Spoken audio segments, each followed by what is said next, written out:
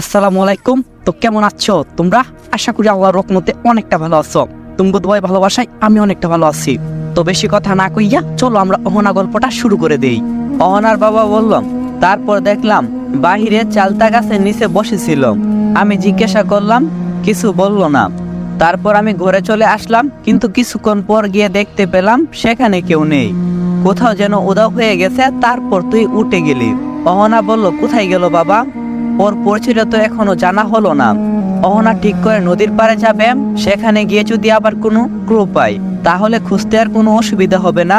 তৎক্ষণাৎ দেরি না করে অহনা নদীর পাড়ে রওনা দেয়। গ্রামের সরু রাস্তা দিয়ে যাওয়ার সময় দেখা হয় মতির সাথে। গ্রামের মোড়লের ছেলে মতিন। অহনা তাকে দেখে কপাল কুঁচকায়। পাশ কেটে চলে যেতে চাইলেই মতি তাকে ডাক দেয়, অহনা। অহনা দাঁড়ায়, ছোট্ট করে হো বলে। বেচারি মাকে হারিয়ে ফেললো, কি আর করার, যা হয় ভালোর জন্যই হই। অহনা রেগে উঠে আর বলে, আর কিছু বলার আছে তোর? মতি বলল, রেগে যাচ্ছিস কেন? মেলা দিন পর তোরে দেখলাম, একটু কথা বলি ভালো করে। অহনা বলল, আমার তারা আছে, যেতে হবে। মতি বলল, আমারও সারা রাজ্যের তারা থাকে, তাই বলে তোর সাথে দেখা হলো আর কথা বলবো না, সেটা কি হই? অহনা বলল, আমি আপনার মতো বেকার মানুষ নই। মতি বলল, তাহলে তুই কয়টা রাজ্য চালাস? অহনা বলল, আপনার কথা শেষ হলে আসতে পারেন, আমাকে যেতে হবে। অহনা পাশ কাটিয়ে চলে যায়। মতি ছোট ছোট দাড়িতে হাত বলিয়া নিচেকে ভিড় করে বলল, সেই ছোট ছোট মেয়েরা কবে যে এত বড় হয়ে গেল বুঝতেই পারলাম না, বিষয়টা দেখতে হবে। অহনা নদীর পাড়ে অন্যি হয়ে খুঁজছে ময়নাকে, কিছুই পাই না। আশাহত হয়ে যখন মাটিতে লুটিয়ে পড়ে, তখনই তার চোখ পড়ে যায় একটা লকেটের দিকে। বালির নিচ থেকে অল্প পরিমাণ অংশ দেখা যাচ্ছে। অহনা বালির ভিতর থেকে বের করে লকেটটি পরিষ্কার করে ভালো করে উল্টে পাল্টে দেখে লকেটটি খুলতে অবাক হয়। সেখানে ময়নার সাথে একটি ছবি। অহনা সেটি বাড়িতে নিয়ে আসে। অহনার বাবা রুস্তমকে দেখাতেই সে চিনতে পারে আর বলল, পাশের এলাকায় তার বাড়ি।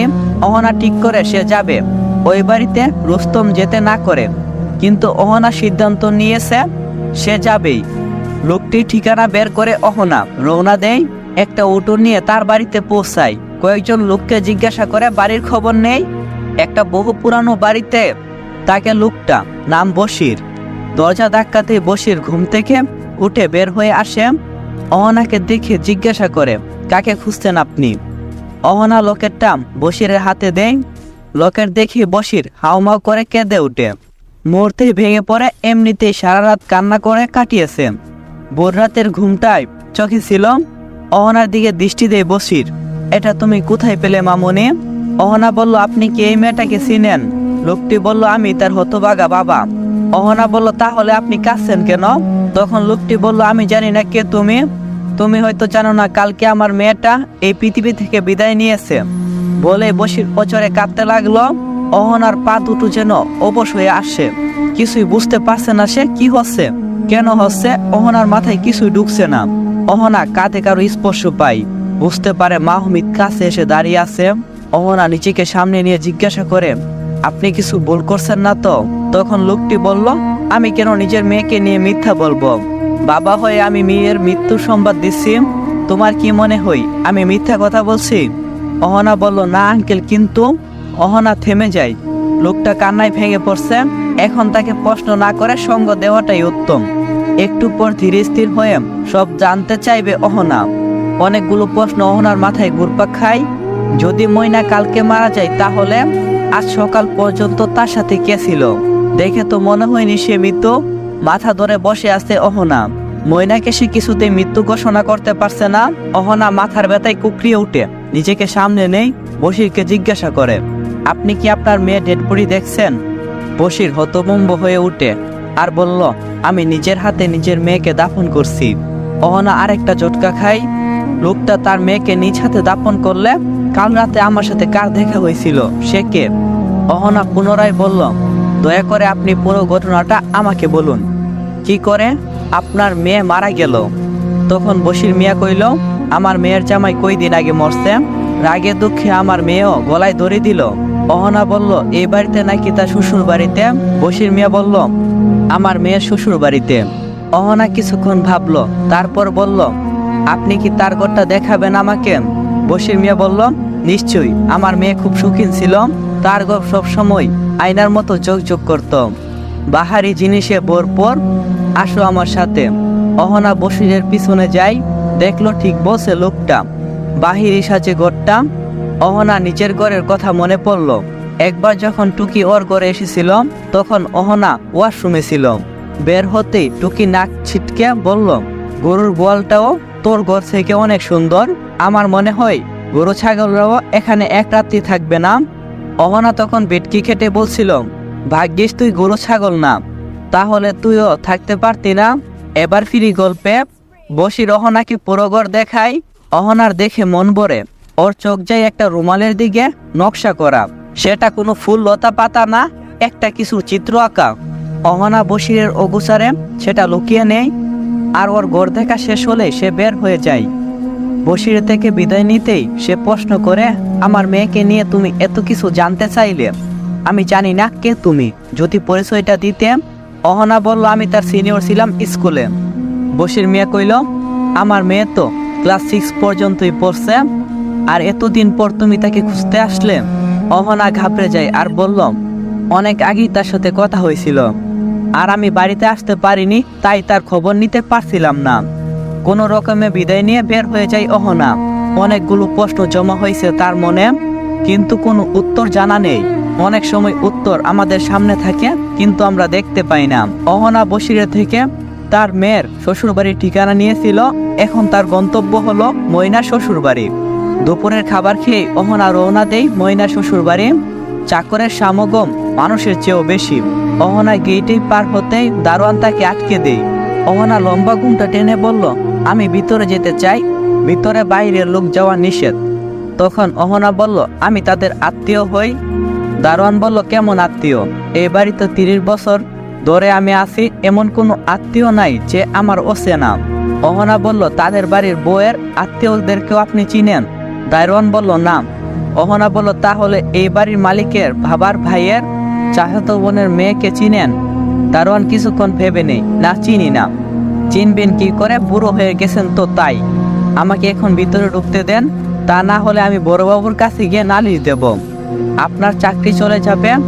দারোয়ান বলল, না, ঠিক আছে, আপনি ভিতরে যান। কিছু বলবেন না মালিককে? অহনা ভিতরে চলে যায়। কিছুক্ষণ পর চাকরানি দেখতে পেয়ে অহনা তাকে বলে, তুমি কি এই বাড়িতে থাকো?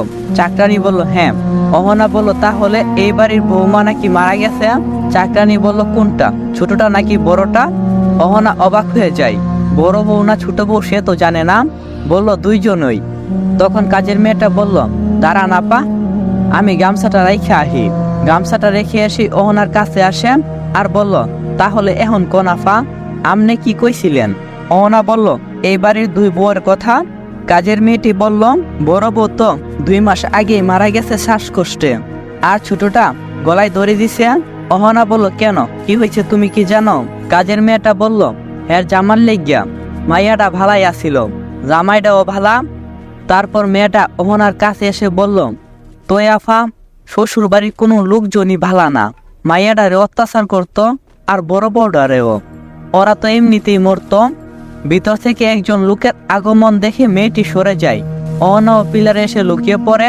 অহনা ফুল হাতা শার্ট গায়ে দিয়েছিল, হাত কুনি পর্যন্ত ঘুরিয়ে রাখা, গলায় একখানা কালো ওড়না জড়ানো। বাতাসের কারণে সেটার কিছু অংশ উঠতে লাগলো। ঘর থেকে বের হওয়া লোকটি সেটা লক্ষ্য করে। লোকটি এগিয়ে আসে অহনার দিকে, ঠিক ধরেছিল, এখানে কেউ ছিল, কে তুমি মেয়ে? অহনা বের হয়ে আসে, বই খুঁজছে তার খুব। অহনা বলল, আমি আমার বান্ধবীর সাথে দেখা করতে এসেছি। তখন লোকটি বলল, কে তোমার বান্ধবী? অহনা বলল, ময়না। তখন লোকটি বলল, ময়না নামের কেউ এখানে থাকে না, তুমি ফিরে যাও। তখন অহনা বলল, এটা তার শ্বশুর বাড়ি। লোকটি বলল, কালকে সে মরে গেছে, তুমি হয়তো জানো না। তখন অহনা বলল, আমি জানি, আমি এটাও জানি সে এখনো জীবিত। লোকটি বলল, এসব উল্টাপাল্টা কি বলছো? সবাই সাক্ষী আছে, জিজ্ঞাসা করো। অহনা বলল, আমি বিশ্বাস করি না, নিজের চোখে না দেখলেই কিছুই বিশ্বাস হয় না আমার। তখন লোকটি বলল, তোমার বিশ্বাসের জন্য কি আরেকবার কাউকে মেরে দেখাবো? অহনা বলল, কি বললেন, আপনি কাকে মারছেন? লোকটা বলল, কথা বাড়িও না, তোমার মতো মেয়ে কিছুই করতে পারবে না, এখান থেকে চলে যাও ভালোই ভালোই। না হয় ময়নার মতো অবস্থা তোমারও হবে। অহনা বলল, আমি যাব না। কি করবেন করে নেন। লোকটি বলল, আমি কাউকে ছেড়ে দেই না, তোমার ভালোর জন্যই বলছি, তুমি চলে যাও, না হইলে খারাপ কিছুই হবে। সুন্দরী মেয়ে বলে ছেড়ে দিচ্ছি, আবারও দেখা হবে। লোকটি হিল করে হেসে উঠে। অহনা বিরক্ত হই আর বলল, আপনার হাসি আপনার সেই পাকা চুলের মতোই বাজে। অহনার কথায় লোকটির হাসি থেমে যায় আর সে বলল, সুন্দরী মেয়েদের গালিতেও শান্তি পাওয়া যায়, তোমার দিকে নজর পড়ছে আমার, এখন চলে যাও, পরে আবার দেখা হইবই। কারণ আমার নজর যার উপরে পড়ছে তাকে সে আমার করে ছাড়ছি, বিদায় সুন্দরী। অহনা নাক চেপে ধরে, আপনার থেকে অনেক গন্ধ আসছে, সরে দাঁড়ান। লোকটি চলে যায়। একজন চাকরানি এসে বলল, এই বাড়িতে যে একবার ঢুকে সে বের হতে আমি দেখিনি, তা সবাই কোথায় যায় আমি জানি না, বিশেষ করে মাইয়ারা। অহনা বলল, কি এসব বলছেন আপনি, মানে কি, আর ওই লোকটা কে? চাকরানি বলল, এই বাড়ির ছোট ছেলে, গাউরা ফুরা। আফা, আমনে চলে যান, বিপদে পড়বেন। তখন অহনা বলল, আমাকে নিয়ে তুমি চিন্তা করো না, এটা বলো তুমি ময়নার লাশের চেহারা কি তুমি দেখছো? মেয়েটি বলল, না আপা, তারা তো তাড়াতাড়ি দাফন করে দিছিল, তার বাপরেও দেখতে দেয় নাই। অহনা বলল, তাহলে তুমি চলে যাও। মেয়েটি চলে যেতে অহনা গেটের দিকে পা বাড়ায়। উঠতে তার পা থেমে যায়, গাছের আড়ালে চলে যায়। একজন লোক ভিতরে ঢুকছে, তাকে চেনে অহনা, কালকে যে লোকটা ছুরি নিয়ে আক্রমণ করছে এটাই সে লোক। অহনা লুকিয়ে লুকিয়ে বের হওয়ার জন্য প্রস্তুত হই। লোকটা চলে গেলে অহনা গেটের কাছে যায়, বের হয়ে বাড়ি যায়। বিছানায় বসে মুখে হাত রেখে অহনা ভাবতে থাকে, কি করা যায়। রুস্তম আসে, কিছু পেলি? অহনা দীর্ঘশ্বাস বের হয়ে আসে, না গো বাবা, কিছুই পাইনি, তবে পেয়ে যাব। ও আমাকে যেহেতু আপা বলে ডাকছে, আমি ওকে খুঁজে বের করবই। অহনার বাবা বলল, তবে আর খুঁজে কাজ নেই, কিছু পাসনি যেহেতু আর পাবিও না, তুই মেয়েটাকে নিয়ে আর ভাবিস না।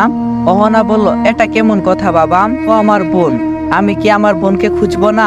বের করব, যেটাই হোক দেখা যাবে, পাথারে থাকলেও খুঁজে বের করব। অহনা ঘর থেকে বের হয়ে আসে, বাড়ির পিছনে পরিত্যক্ত জায়গায় গাছের আড়ালে বসে থাকে। সাথে নিয়ে আসে ময়নার ঘর থেকে নিয়ে আসা রুমালটা। অহনা চোখ বোলায়, রুমালের উপর কিছু চিহ্ন আঁকা কি করা দেখছে। খুব সূক্ষ্ম নজরে দেখল ছোট ছোট ঘরগুলিতে বর্ণমালার মতো কয়েকটি অক্ষর।